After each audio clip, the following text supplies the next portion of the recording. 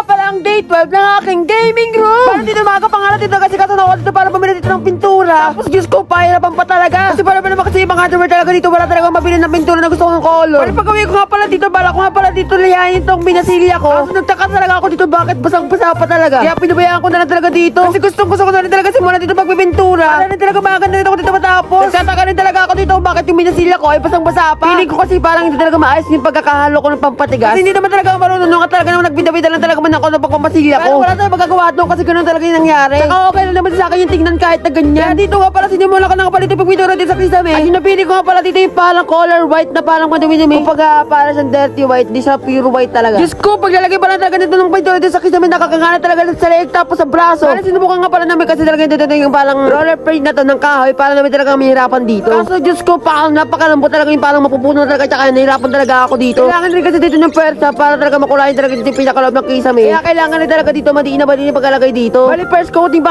nga talaga dito kaya napalitan muna kami dito ng pinsan ko. Kaya kung mapapansin nyo na talaga dito na parang manipis pa talaga di ba talaga ng pintura. Kasi nga pinakaunang coating pa na talaga yan. Bali medyo marami naman kasi yung binili ko pintura para dito sa kisame. Kaya naman talaga hindi kami manginaya dito kung maubos talaga dito yan. Bali ito pa nga talaga yung pinaka first coating na nalagay namin dito sa kisame namin. Kaya may nga pala talaga dito pinatungan nakagalap dito sa akin coating dito sa kisame. Diyos ko, sobrang nakakangay talaga sa leg, sa batok, sa braso. Tapos isa pa ito talaga nabili ko dito yung pintura. Napakalakas talaga ng amoy. Kumpara talaga dito sa nabili ko talaga dati na pintura doon sa kabilang kwarto. Siguro dahil din to sa pangkahoy din talaga to nabili ko talaga dito para kaya naman sa sobrang amoy. Bali nakapag third coating na pala sa kisame ko. Kaya pagkatapos ko nga pala talaga sa kisame ko, sabi ko naman dito, tapos ko naman dito para sa mga kapatid ko. Tapos ang napili ko naman pala na color dito ay seal gray. Diyos ko, sobrang saya ko talaga dito na pintura ko talaga. Kasi alam nyo, na-achieve ko talaga yung pinaka gusto kong color ko talaga. Kasi naalala ko talaga sa pinakaunang kwarto ko, ang kinolor ko doon ay smoke gray. Nagustuhan ko naman yung color na yon, kaso nga lang, hindi talaga yung gustong color ko. Pero dito talaga nakuha ko talaga yung pinaka gusto ko talaga ang color na para sa kwarto ko. Kasi tingnan nyo naman, sobrang ganda talaga ng pagka-gray niya dito. Alam nyo yun, ang lakas niya maka-aesthetic talaga yung pinaka-gray niya.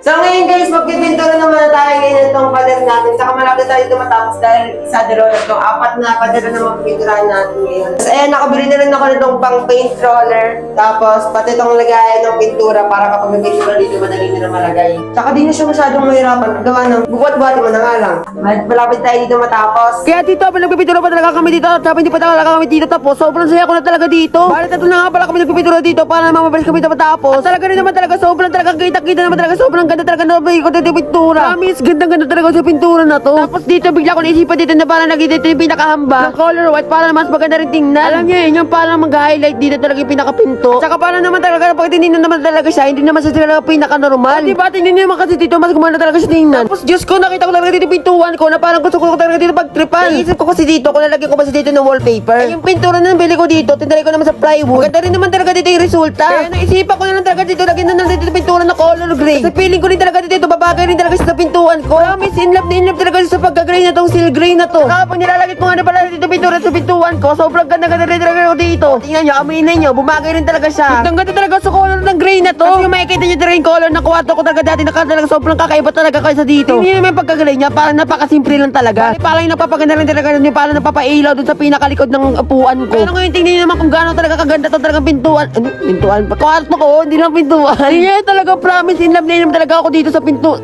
Ano ba pintuan? In love na talaga ako sa pinakakulay ng kwarto ko talaga, promise. Napaka-satisfied talaga, promise. Alam niyo yun, yung parang pinaka nakuha ko na talaga yung pinaka gustong color ng pinto ng kwarto. Ano ba? Pintuan talaga, pintuan. Pag pinangkumpara pa talaga dito sa pinaka lumako talaga yung kwarto, pinapatin niya yung kalat kasi hindi talaga ako dito nililinis ngayon kasi nga maglilipat na rin doon ng gamit. O, diba mas maganda talaga yung pinaka color ng kwarto ko ngayon talaga.